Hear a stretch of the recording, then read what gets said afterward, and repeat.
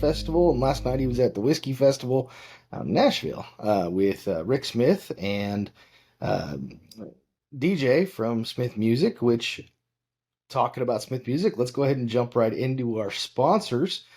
First of which is smithmusic.com. Then we got Texas Select Beverage Company, Sharp Supply Leather Company, as well as it's been a week already. Who's my other sponsor there?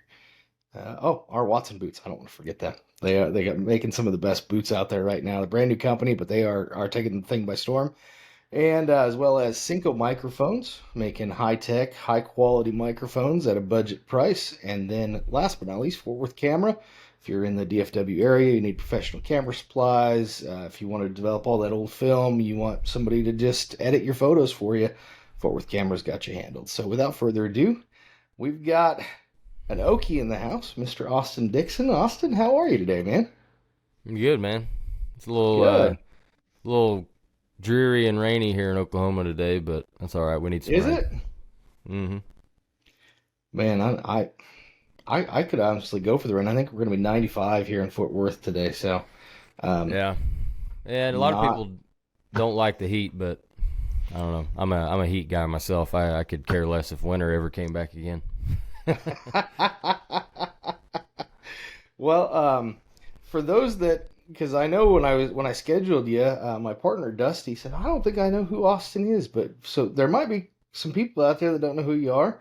I found you on TikTok, but why don't you tell everybody a little bit about how you got into music, how long you've been around?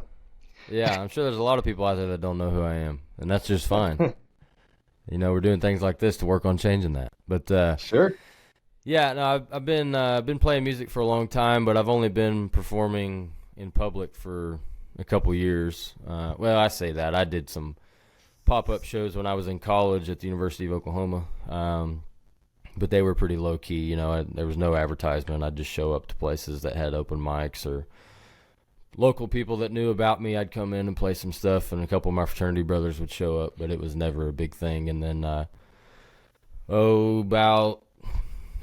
I think it was April of last year, there was a hip hop artist on TikTok that did a open verse challenge for a song he had called "Dear Alcohol," which he labeled as a country song. And no offense to Dax or that song, but it is not a country song. It's a hip hop song with and the theme of the song is alcoholism. I guess that's why they called it a country song. I don't know, but Sure. But anyway, I did an open verse challenge for that, and it did like 1.3 million views or something on Facebook, and it did okay on TikTok too, and that kind of started my social media following. And then but everything was kind of quiet after that for a while, and then I think it was August of last year, I had a couple of country covers on TikTok start making their rounds, and the follower count kept going up, and I thought all of a sudden, man, maybe this is something I should look into, so. Right. Right.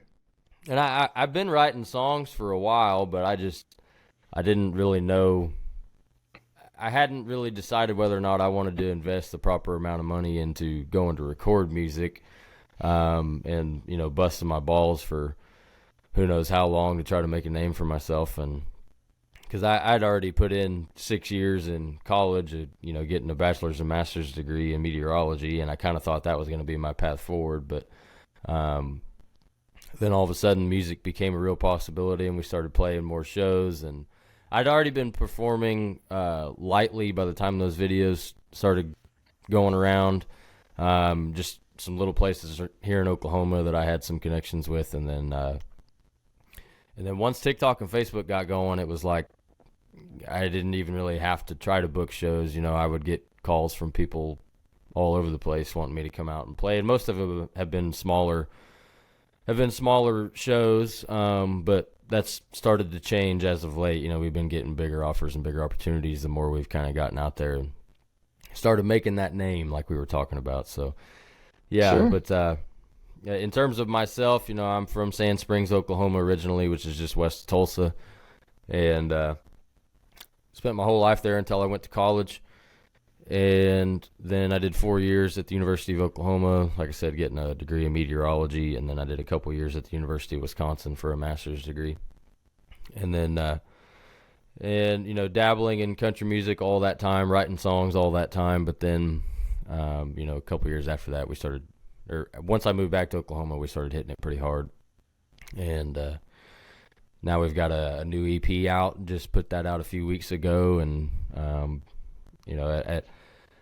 we're not setting the world on fire with it, but I've actually been really happy with how it's done so far. I would say it's, I don't know what good numbers are for a brand new artist in the first month, but I feel like they're pretty solid. So, Well, that's all that matters is, how you view the numbers. I actually had Adam Hood on here 2 weeks ago, and we were talking about Spotify in particular. And one of those things that we talked about on Spotify was Spotify is the only place that has what I would kind of phrase as a speedometer.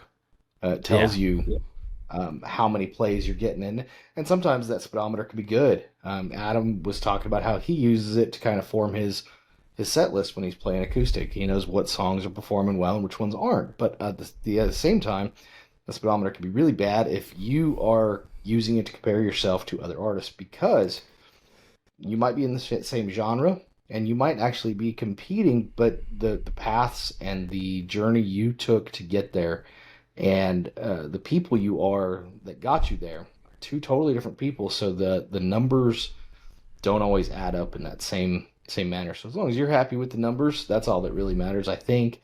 Unfortunately, there's other industries like booking that look at Spotify numbers as a metric for how much to pay you. So that can be the downside of that, that speedometer on Spotify. But what's your kind of feelings of, I know back in, it was 2015, you released a first kind of go at it, right? yeah. And If you what can even was, call it that, it was kind of just doing it for fun at the time. and then you got your 5-song EP that you released. Actually, that's my wife's birthday, August 11th. Is it? This year. O-Town, yep. What are you working with like a distributor? Are you working with a promoter? Are you working with anybody? You're doing it all yourself? It's all independent, man. I just put it out through TuneCore.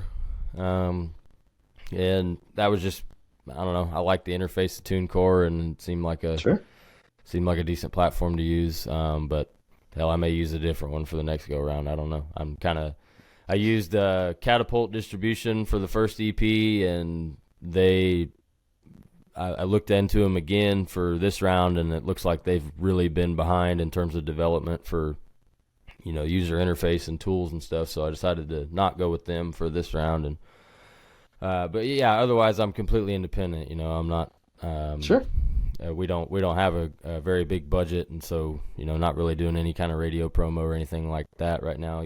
Trying to use social media as much as I can to leverage that audience and get things out to those people. But the follower numbers are great, but it doesn't necessarily translate to listeners by any means. The cool thing about TikTok is how easy it is to go. Anybody can go viral. You don't have to have a huge number of followers to get a video making its rounds. But on the flip side of that, the way that TikTok works is you can follow somebody, but that doesn't necessarily mean you're going to see their stuff all the time. Sure. I follow 400 or 500 people on there, and I feel like I hardly ever see the people I follow on TikTok on my page.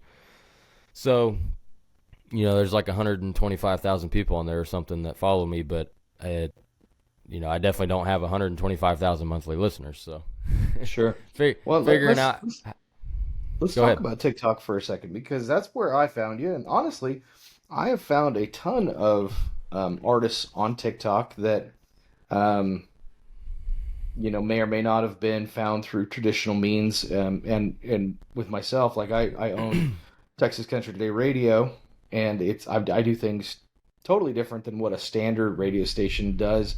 It's not normal for a radio station program director to reach out to artists and say, "Hey, send me your music. I want to Yeah. play it." You know what I mean? That's not how things are normally done. And I'm okay with that. I'm okay with kind of breaking the mold and doing things the way that I want to do things. But on the flip side, TikTok can be kind of a double-edged sword.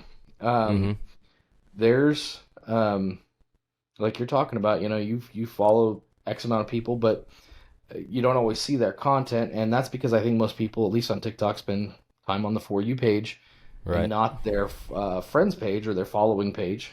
You know what I mean? Mm-hmm. Um, and with that being said, that's TikTok's algorithm trying to learn what videos you hesitate on. That's TikTok trying to learn. It's basically a marketing strategy AI on that for you page that they are learning everything that you pause on, everything that you like, everything that um, you know, do in there, and then it recommends more videos like that. That's how I feel like Yeah. people don't know the For You page. That's how that works. And it even goes as far, and it's kind of scary when you think about it, but it even goes as far if you've seen those filters where it like tracks your eye movement, Yeah. where you're looking on the screen.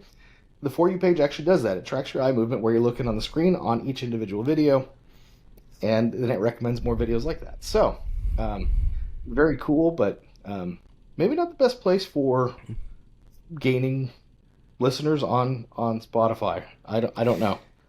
Yeah. I mean, it seems like the people that translate social media success uh, over to DSP success, at least in a large fashion or a very successful fashion, are the ones that end up with a viral sound of some kind or a viral song, Um, Sure.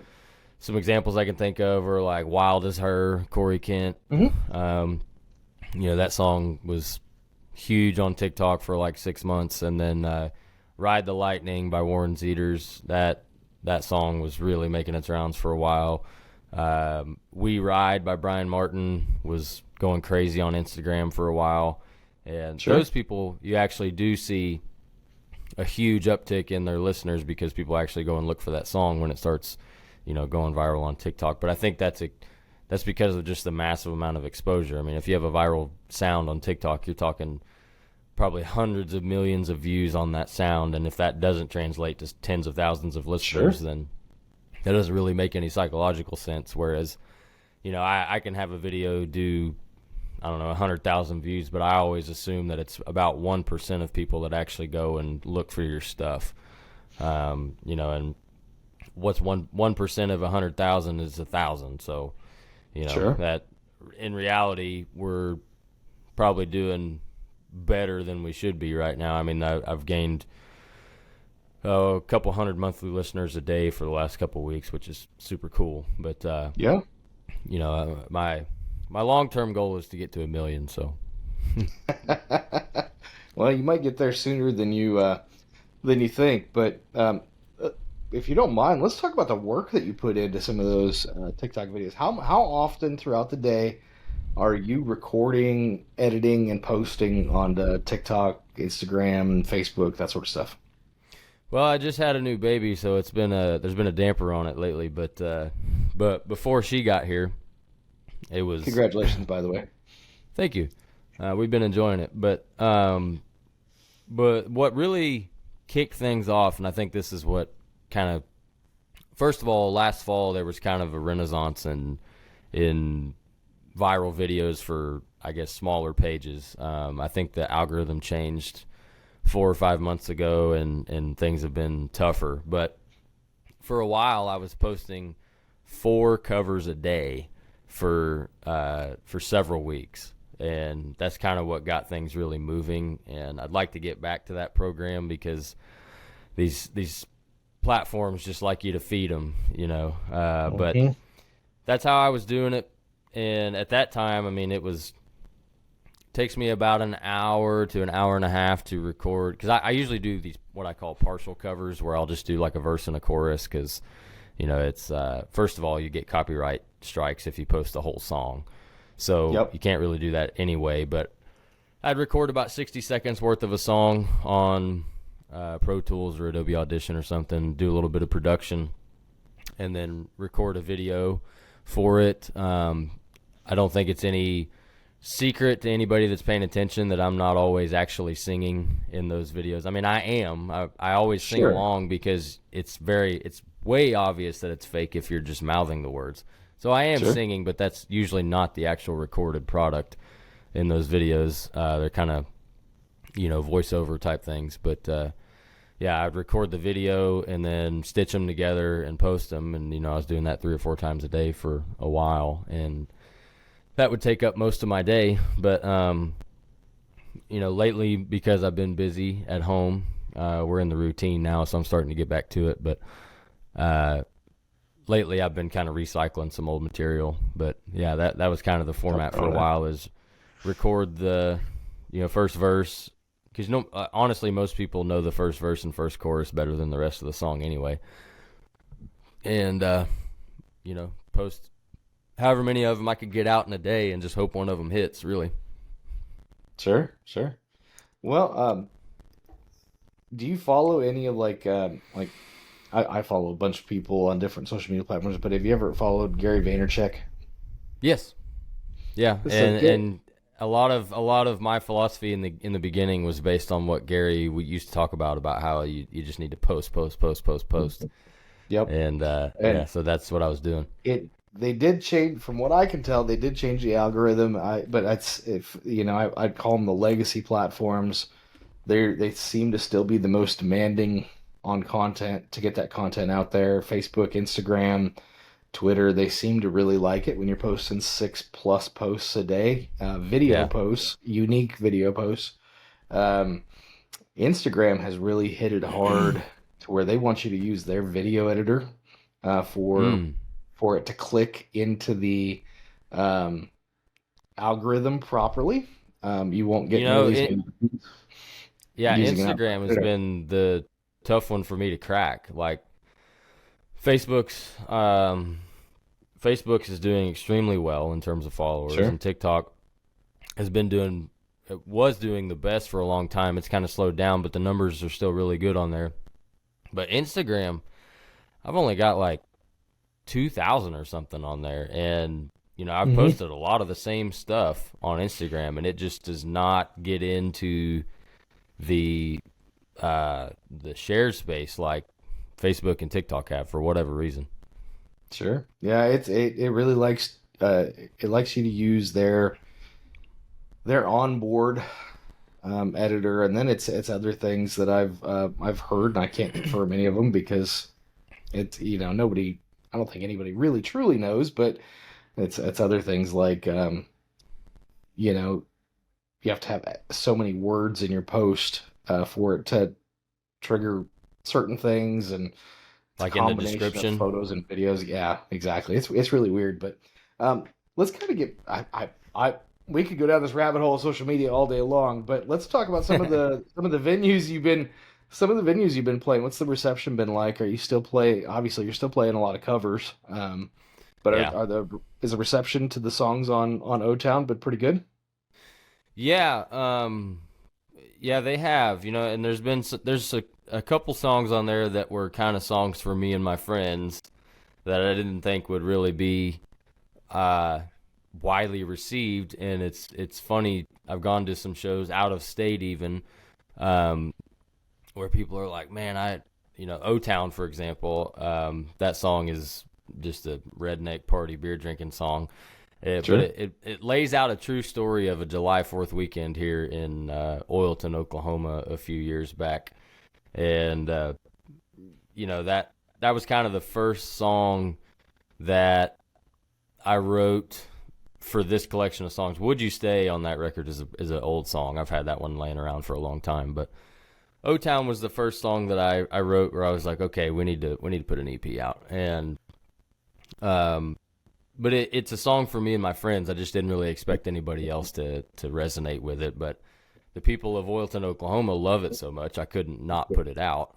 And and that group of people has come to like every show they could possibly make it to, and they've been super supportive of me. So that song is for them. But yeah, I was in southeastern Missouri at a festival back in May, and there was a lady there that came up to me after the show, and she was like, "I love that O-Town song. It reminds me so much of my hometown and the things we used to do and stuff." So that was cool to see. But yeah, the reception's been really solid for sure, especially with obviously the couple of big songs that have kind of couple of them made their rounds on social media. Would You Stay made it on a Spotify playlist, which is super cool. But Southern Town was kind of the lead single that's been teased on social media forever. And so that song and Would You Stay have done extremely well at live shows. In fact, a few of the shows lately, people have been singing Southern Town back to me, and we actually did a show back in February at a venue in Stillwater, Oklahoma called the Tumbleweed Dance Hall. Mm-hmm. And for this music scene, the Tumbleweed's a big place to play. And when we were there, I can't remember if it was the first song or the last song we played, but people were screaming Southern Town back, and that was way before it got released. So that was super cool. That's awesome. And for those that don't understand small town living in Oklahoma, so I grew up in big small town living in western Nebraska. But Oilton, Oklahoma, that is true small town living. I just looked up the population, and it's right where I thought it was going to be. Big whopping 880 people in Oilton, Oklahoma. Yeah. So I imagine they probably do love it. That's probably the biggest thing to come out of there in quite a few years, huh? And I'm not from Oilton. I'm sort of an adopted citizen of Oilton, Oklahoma. I have a lot of great friends from Oilton. In fact, one of my best friends of lifelong friends, Blake Barnes, is from there, and that's kind of how I got in with that crowd because we grew up racing dirt bikes together. And yeah, so then it just kind of snowballed from there. People started hanging out with, or I should say, I started hanging out with everybody there more and more often through the years, and me playing guitar and singing at parties and stuff became more and more of a thing, and then all of a sudden I was playing at the local bar down the road, and that became a big thing. And that's still a thing we do a couple times a year, is go to that bar and play, and it's always a freaking bonanza. I'm going there next month actually, but yeah, it's a big deal, and I wouldn't be surprised if I looked at the metrics to see that most of the plays from on O-Town are from O-Town itself. Well, there's something to be said for going back to your roots and stay in one place. If you look at look at how Turnpike or Turnpike's maybe not a good thing, but talk about Cross Canadian Ragweed. They played the same bar every weekend for years, and they made that bar a go-to venue. You know what I mean? So there's something to be said about going back to your roots and keeping the home crowd happy. You know what I mean? And it's been an interesting thing to kind of learn, is that you can't, when you're first starting out, you can saturate the hell out of that, but then when you kind of get things moving, it's weird. Like if you oversaturate your home market, less and less people start showing up. Like this month and next month, we've had a pretty decent run of local shows, and I've kind of had to be selective about which ones I like really advertise the shit out of to my family and friends, because there's certain ones I want them to show up to more than others. You know? It's maybe not great for some of the venues that have booked me, but there's some of these shows that are bigger shows, and I want the crowd to be bigger at these bigger shows because it looks good for everybody. So that's been kind of interesting. Like there's a venue in my hometown of Sand Springs that I played at in April, and it was a big night. They said it was a record night for them, which was super cool. And they were like, "When can we get you back in here?" And me and the bar owner both agreed, like, we can't do this every 2 weeks. Like, it's got to be maybe a couple times a year thing. That way it stays a big thing. Sure. But yeah, I've talked to a bunch of other guys about this. It's almost, you almost need to go out of town, out of state to kind of make your name, and then come back home when things are moving a little bit better for you. It definitely makes the home crowd more embracing of you when they see you're out doing things and they feel like you're making something of yourself, I guess. And then you come home and they're like, "Hey, you're killing it, man." And I'm like, "Well, wouldn't you?" The thing is, we're actually about negative $2,000 right now, but yeah, we're killing it.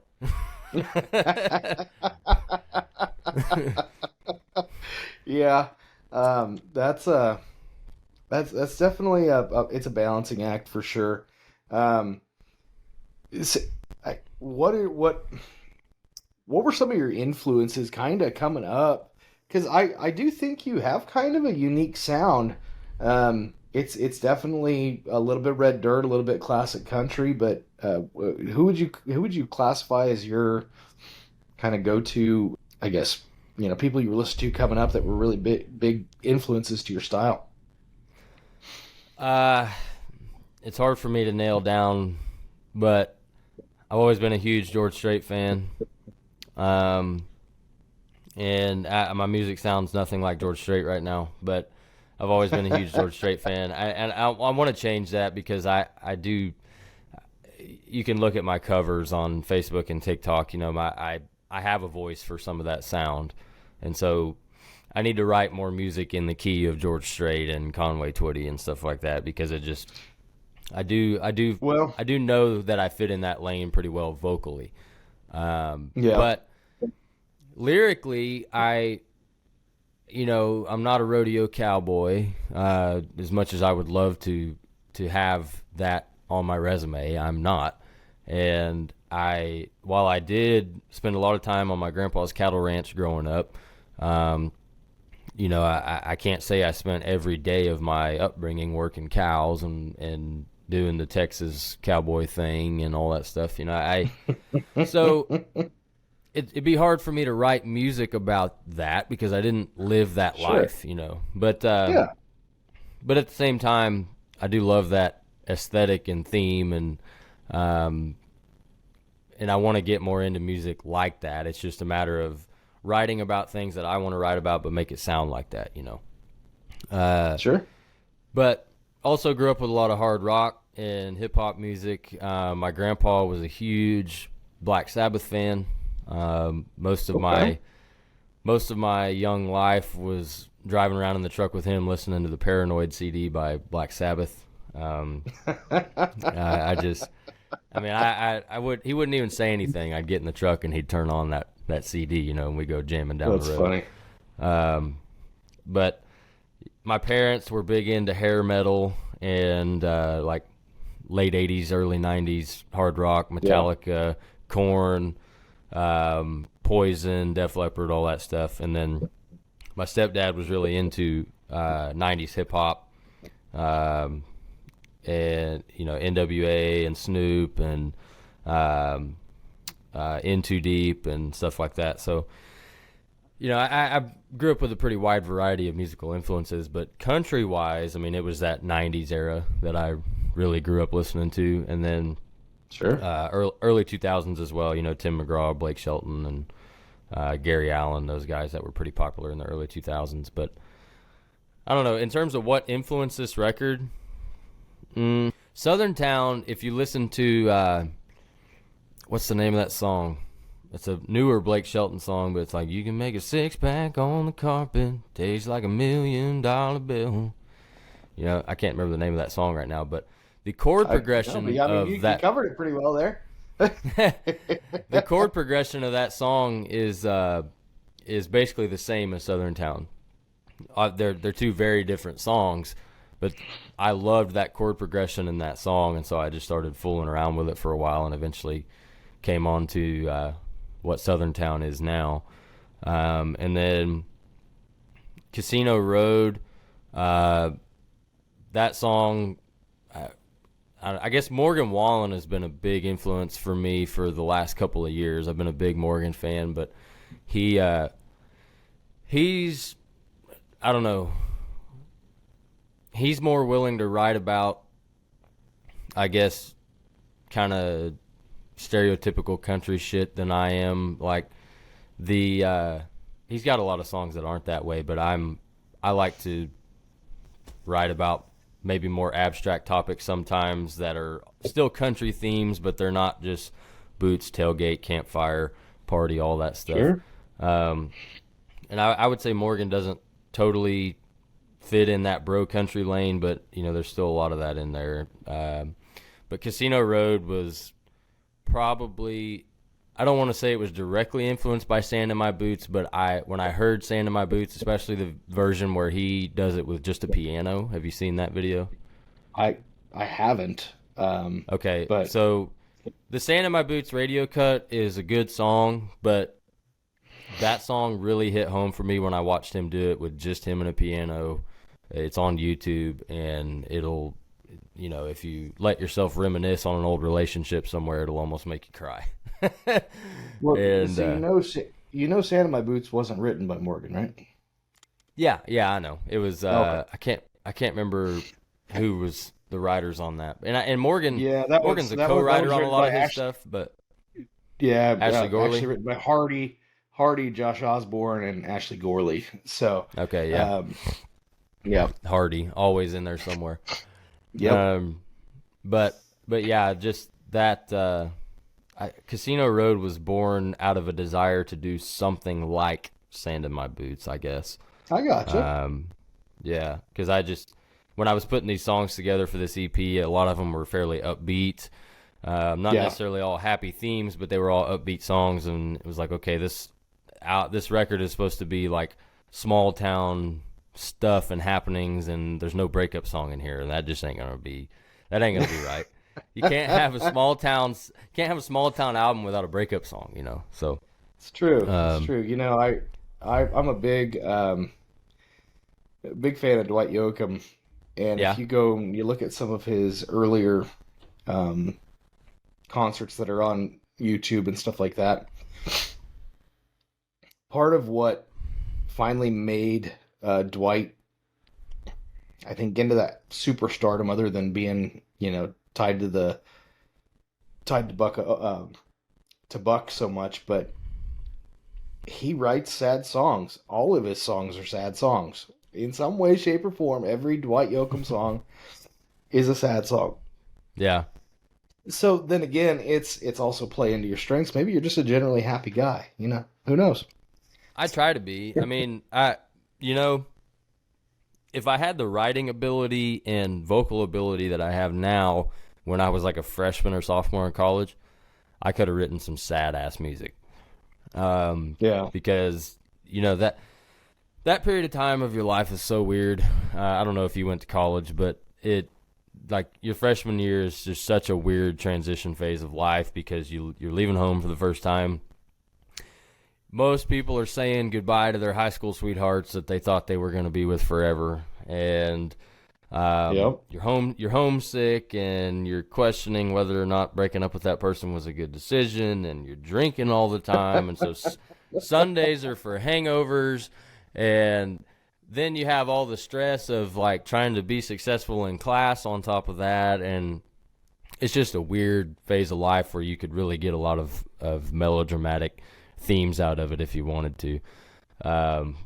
And so, actually, if you go listen to the first EP, the song "Everywhere" on that EP, Mm-hmm. which it's born out the theme of that EP. The title track is "Take Me Home," and that's kind of where I was at during that period of time. It was like I enjoyed college, but I was very out of place for that first year and a half, and "Everywhere" is a Well, that's sad breakup song, and "Take Me Home" is a homesick song, and "Take a Drive" has some of those same themes in it too.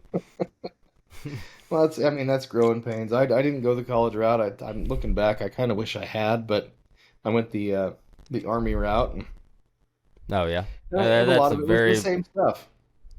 yeah, It's yep, breaking up with people because you probably, whether you want to or not, unless you're ready to marry them, you're never going to see them again because they're going to go on with their life because they yep, didn't join the army. You did. yep. Um, And my first duty station was in Missouri, and then I went to Fort Knox, Kentucky. So it was like that's the farthest thing from western Nebraska and the little town of Colorado where I lived the other half of my life. It's just um, life kind of goes on. But the cool thing about college is you get the opportunity to go back home quite often, and so you don't quite lose that same connection. I think that you do going in the military. But anyways, um, Yeah, well, yes, you are right. In a broad sense, you would be correct. I would say I experienced a little bit of what you're talking about, though, about not feeling like you got to go back home very much, because my freshman year of college, my parents split up and okay, sold my childhood home and moved to different places. And so yep, even though I was going back home, I wasn't going back home. So there yep, was a lot of that too, about I just wish things could go back to the way they were.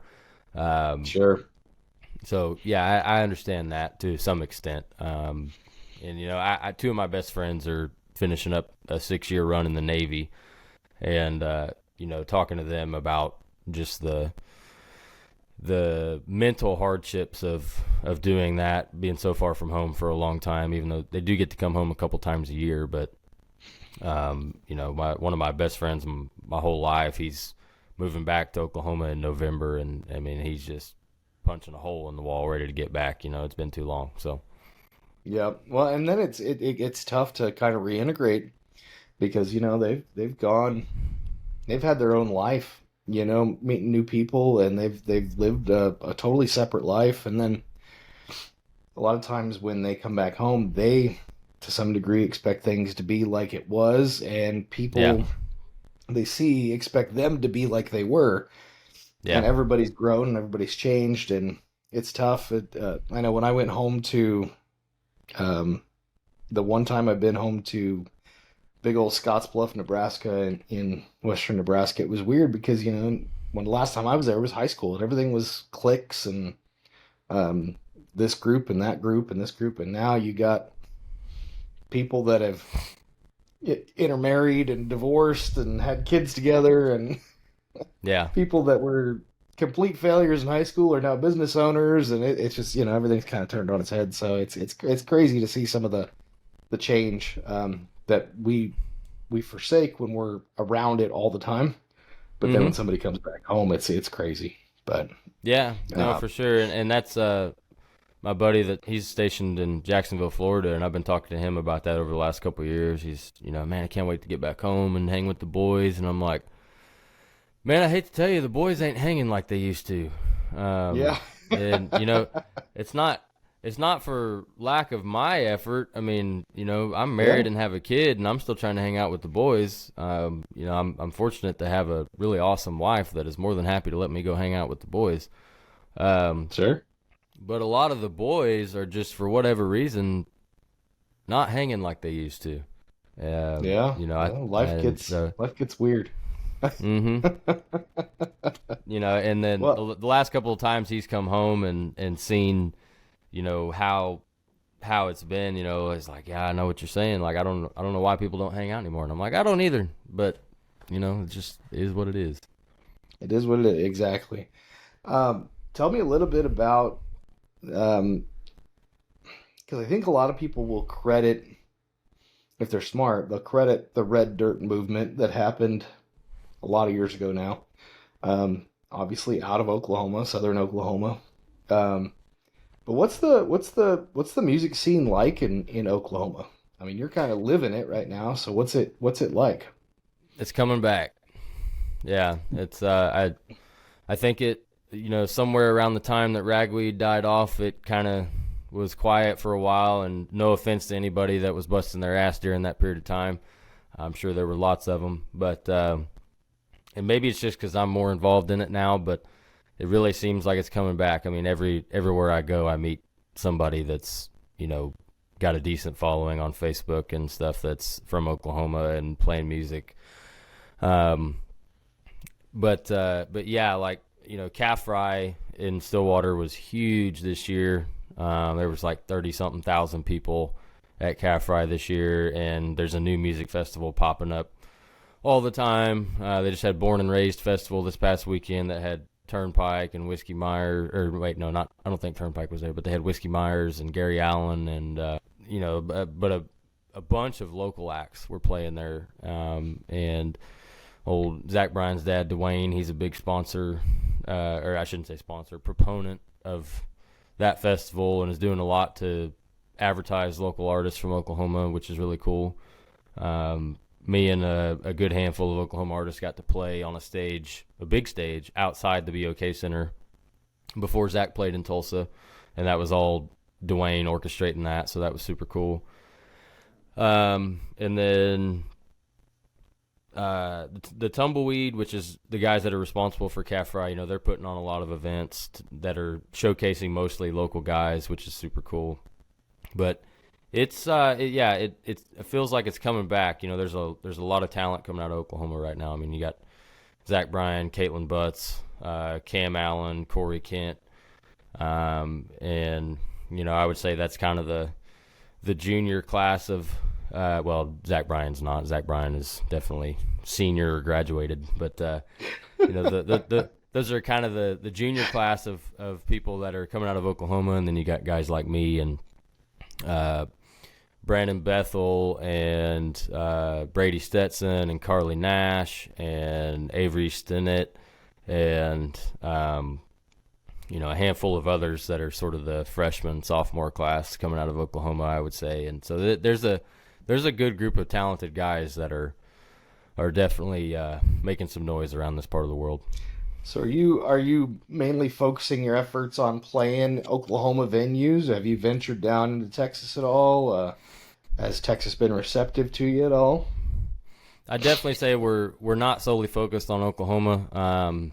In fact, I've gotten quite a few opportunities this year to play out of state, which has been cool. We've been to South Carolina, Charleston, been to Jacksonville, Alabama. We're going there again in October. I'm playing in Ohio and Kentucky in November. We've been to southeastern Missouri, and we've been down to Texas a few times. Been to Fort Worth a couple times. We were just in Valley View last weekend, which is north of Denton. Yep. And so, yeah, I mean, the stockyard scene, I don't know. It's hard to judge reception because it's all about selling beer down there. People are there to party, and if there's good music, great. We've played some venues in the stockyards. I'm not going to name them, but I probably won't go back to them. They just were piss poor treatment of the artists, and talking to other guys from that scene, they all agreed that they hate playing there. So, it's kind of been mixed in terms of Texas. But I played in Dallas too last December, and that was a great show. It was a smaller place what the heck's the name of that part of town? I don't know. It was kind of like an indie vibe in that part of town. I can't remember where it was at. But, in Dallas? Yeah. Southern Dallas or northern Dallas? I think it was northeast Dallas. Northeast Dallas. If I remember correctly. So kind of up by like McKinney area? Let me look here. Or on like the map. in downtown kind of. It's downtown, yeah. Oh, okay. So northeast would be up by SMU, up by Southern Methodist University, and that would be kind of an indie vibe. And then there's also the Deep Ellum area that's down there. Deep Ellum, that's what it was. Yeah, Yep. Deep Ellum. Yeah, it was a bar show, but I mean, great There's crowd. lots of cool bands that have played down there, and I'm sad that I've missed a lot of them because Fort Worth keeps me so busy. But Yeah. I really like Billy Strings, and Billy Strings played Deep Ellum, and man, blew that place up. It was crazy down there. Oh yeah, I bet. I mean, it's So gonna be hard not to when you can flat pick like that. I know, right? He could sit up there and play guitar the whole time and never sing a word, and it would be great. Well, he could sing the wrong words and just keep playing like he is, and nobody would care because I don't know Yeah. that anybody knows. I don't know if they listen to him for the words to his songs, except for the one where he has, he's talking about the dime bag that he's got. Yeah. I ain't slept in 7 days. I haven't Yeah. ate in 3. Yeah. Methamphetamine has got a damn good hold of me. Right. I'm sure that's. Um, yeah, I had like you can see the guitars in my background. I had this naive thought that I was going to pick up guitar again in my adult life after giving it up after 2 lessons. Keep in mind, my freshman year in high school, because I needed new tires on my truck. I had this thought that I was going to be this great guitar player, and I told a friend of mine who teaches guitar. I said, "This is the first song I want you to teach me," and it was, man, I my brain is somewhere else. Give me a second. I'll pull up the song. It was, of course, it was a Billy String song, but it And was that was one of the first songs you wanted to learn? that was the first song I wanted to learn. Absolutely, man. Ambitious. I know, I know. It was, come on, what was that song? Was it on Turmoil and Tinfoil? Man, I have no delusions of grandeur on learning Billy String songs. I mean, right? I try to get Well, better at playing guitar all the time, but like I know my place as a front man, and I kind of let my guitar players do the guitar playing for the most part. uh-huh. Um, I would say I'm a Simple qualified one. rhythm acoustic Yeah, it was player. this. Nothing too bad, right? But that was Hellbender, Yeah, and then the other one I would was. say that's a mellow introduction to Billy Strings for sure in terms of But guitar no, playing. there was a song he did that was. I'd have to go back and look. It was like it was like his it was just him playing guitar, and I can't remember what it was. I'll send it to you later, but um, I don't know. It was like he just kind of goes off in La La Land playing guitar, and it's pretty Yeah. crazy. Well, Austin, obviously you've got quite a social media following, but where can people find you on social media? What's all the handles? Everything is at Austin Dixon Music, and I had to bend a couple people's elbows to get them to give me that handle. But yeah, I was able to get everything consistent across platforms, thankfully. So everywhere you go, That's a TikTok, big deal, Facebook, man. That's a big deal. yeah, TikTok, Uh, Facebook, Instagram, YouTube, it's all at Austin Dixon Music. awesome. And then where can find is that where you're posted about your shows? Do you have a website? Building a website right now. Um, I'm a pretty tech savvy guy, but that's a bigger undertaking than I anticipated. So that is a work in progress. But Sure. yeah, for right now, if you go to Facebook, I always have my show schedule pinned at the top of my profile, and I try to post it fairly often on Instagram and TikTok as well. But obviously, like we were talking about, things can get lost on those platforms a lot easier than Facebook. So Sure, sure.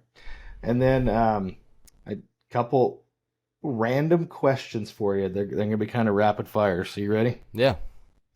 All right. If you could pick one person, living or deceased, to write a song with, who would you pick? Probably Elvis.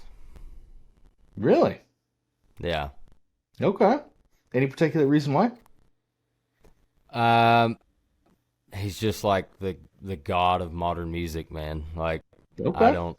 I mean that just music in general. I mean country music wise, you know I can't remember the guy's name, but the guy that writes for George Strait like has written almost all of George Strait's hits. I can't remember his name, but that guy in terms of country music, but music in general, Elvis. I just I don't know. There's something about Elvis that was always so cool to me. And then especially after watching the new movie they came out with about him, it's more of a sad movie than anything. But I love his story and love that he was. I think some people consider him as someone who appropriated a lot of black culture at the time. All the Hmm. soul and Motown music, and kind of the New Orleans scene that there was at that time. Uh, but in reality, I think he kind of came up around that music, and that's what he Sure. was into, and just how how early on he was in blending that culture with a really white people music at the time. I just always thought that was super cool in a time where that was largely unacceptable, that he was willing to be a part of that anyway, and just always really respected that, and obviously who he was as a musician. I mean, he was a god at the time. So just Sure. Elvis is just such an icon to me. So yeah, All that would be right. one for sure. So this next one, I actually got it off of this other guy I follow on TikTok. He's this he goes by the handle the Englishman in Texas, Yeah. but he actually posted about football. I transitioned it a little bit to what this is. So you've got Gibson, Martin, Fender, and Takamine. Which one would you pick to have never existed? Like you had to, one of them Gibson. has to go away, One and to guitar have never brand. one guitar brand. You have to pick one, but if you pick it, that one never existed. Which one would you pick? Uh, I'm playing one right now, but I'm gonna go with a cop out and say Yamaha because they're just not as. I, I actually I love my Yamaha acoustic guitar that I have. It sounds amazing. But Sure. in terms of the grand scheme of music, I just don't feel like they've been near as influential as some of those other brands have been. So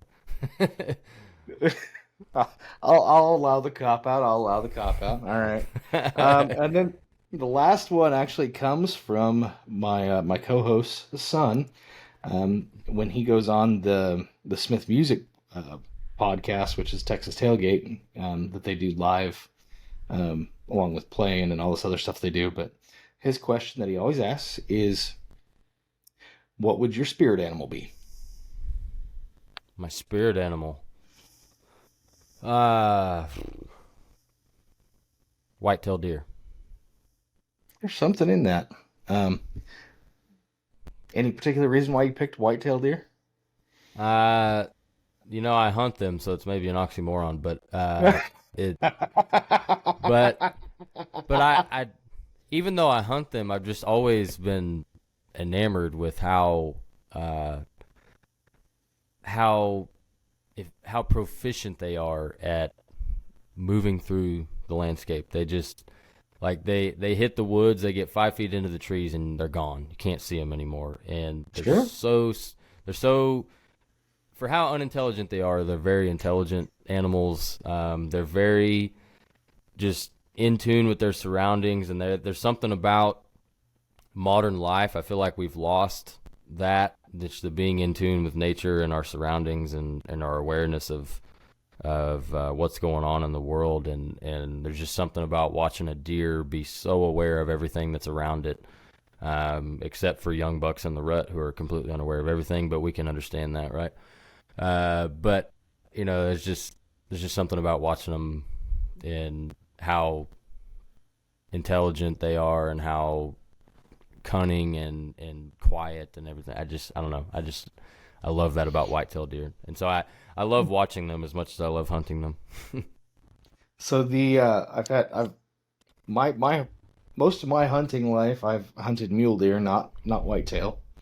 Yeah. And the first time I went whitetail hunting, I was telling you before we started the podcast, um, it was actually out in North Carolina, and it Yeah. was during the tobacco harvest. But I had never had a doe snort at me, like Oh yeah. territorially snort at me in my life. And I'm not even gonna lie, it scared the shit out of me.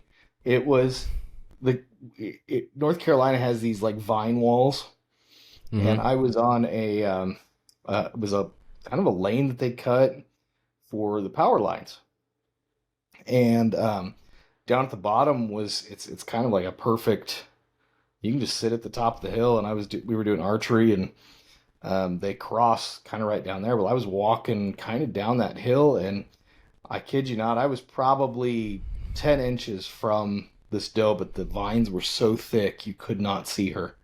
Mm. And she just sat there and just started basically snorting and hissing at me. And Yeah. I was not ready for that. Yeah.